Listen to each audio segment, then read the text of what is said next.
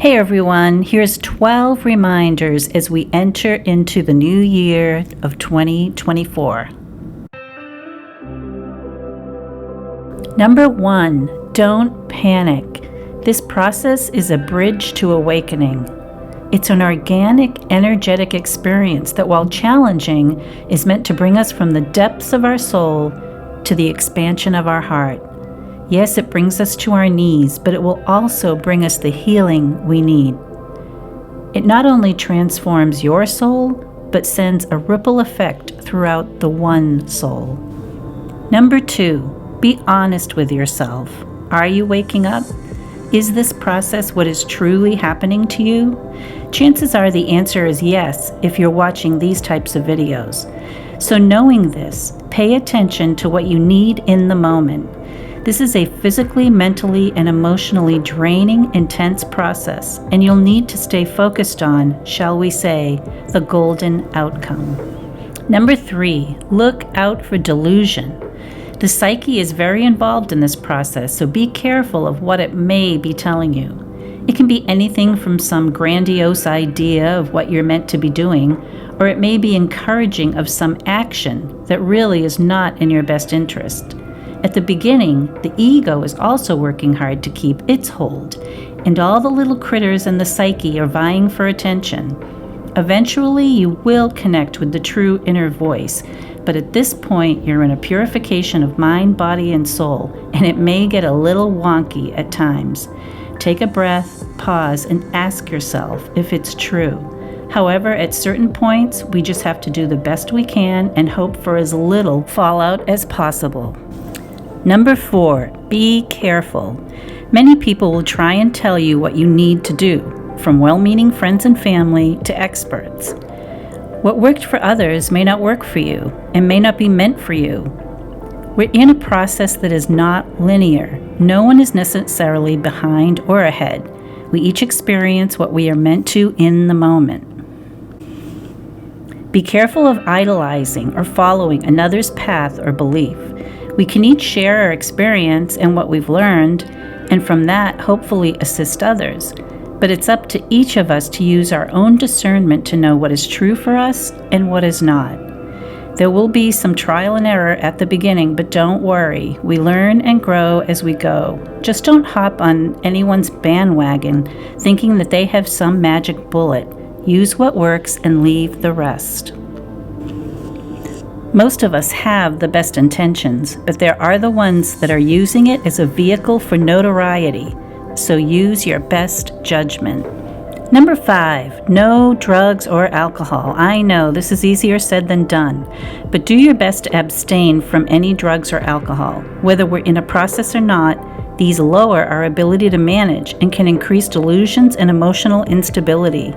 I know many also use hallucinogenics such as ayahuasca, but it's just my personal opinion to hold off on this until you're further out of the woods. But like I say, go with your best judgment for you.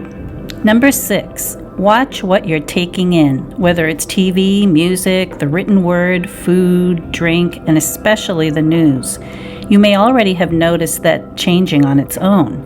TV might look really strange to you, for instance, and you're drawn to the more quiet and peaceful. We don't want to take in anything harsh or toxic or violent. Remember, we are purifying. All the noise just gets in the way. Number 7, do what you need to do, how you need to do it, when you need to do it. What I mean by this is that you're on a roller coaster going up and down and back and forth. So as things develop, do what's needed in the moment. Things may settle down for a bit, but don't take your eye off the ball. There's usually more to come, the next turn. Maybe right now you need to be out in nature a lot. The nervous system takes a hit, and we need to stay grounded. Maybe you need some assistance from a practitioner, or maybe you just need to stay in bed for a day. You'll find that you might go in and out and need different things at different times. I know some people have a lot of physical pain, and obviously this needs attention. Number 8 is fear. No fear. I know this is easier said than done, but fear is of the mind. I've mentioned the zebra example before. The zebra is always in the moment. If something is about to attack it, it reacts to the real physical danger. Otherwise, it has no concept of the fear that is created in the mind. A zebra that survives a traumatic instance will shake it off and return to a resting nervous system state once they're safe. If a voice is being scary or negative, do your best to bring yourself to the present. Are you safe? Is what you are hearing a reality or a delusion of the mind? Once I realized I was letting my mind and psyche scare me, as I've mentioned many times, I started telling it not today and changed my reaction. Number 9 is toxic relationships. Try and avoid toxic people and situations. What you need during this time is support and love, regardless of whether they understand what's happening with you or not. Don't be afraid to pull back in self-preservation. This isn't the time to beat yourself up over letting things and people go. Later on, some will return and some won't. Ask yourself, what can you afford emotionally and mentally? It's all up to you.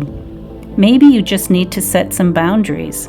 When all is said and done, you may look back in hindsight and wish things had gone differently. But we do what is needed at the time. Decide whether you want to make amends or let sleeping dogs lie. Does the relationship or situation leave you feeling good or not? Number 10, stay heart focused. Rather than being focused on the mind, shift it to the heart. Put your attention there instead. It's a great tool in practice. Whether your mind is racing or you feel worry or fear, take yourself out of the mind, shift your attention. It may take some practice. You can also focus on the breath. This can be used as a meditation, but it can also be used in any situation. Just drop into the heart at any moment and you'll notice the difference. Number 11 is grounding. I know grounding gets mentioned a lot, and there is good reason. This process really does a number on the nervous system, which is why all the previous mentions are so important. But only you know what calms the storm within. Whatever that might be, make it a priority. Being outside in nature works for most, but there are many other ways. Find what works for you. Sometimes it can be comfort food, but be careful with this one. Many of us gain weight during this process. After time, your nervous system will calm down, but until then, use what works for you. Number 12 is grace.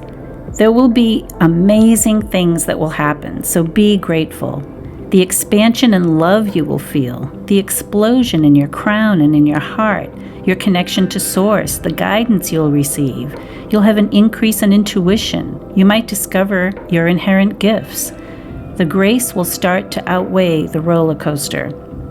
Your material environment might take a while to catch up. You may still be in an isolation period, for instance.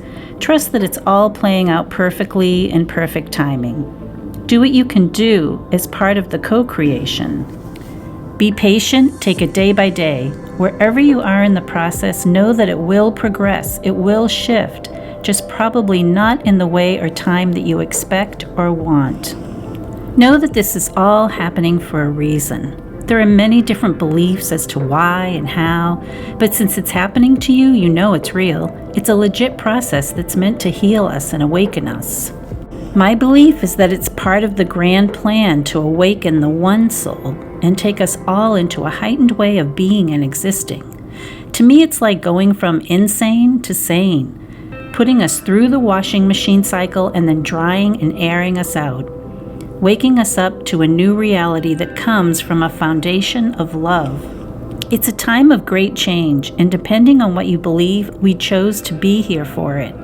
It's not a matter of turning the boat around to the past, but being part of moving forward, even amidst all the turmoil and chaos. Be someone that holds the line without jumping on a bandwagon of fear and negativity. Things may get worse before they get better. Honestly, I don't know. I only know that I don't want to feed the beast. All of us as individuals with our thoughts and actions will determine the future. Whether you're a witness holding the line or an active participant in creating change for the better, it all makes a difference. We have it in us.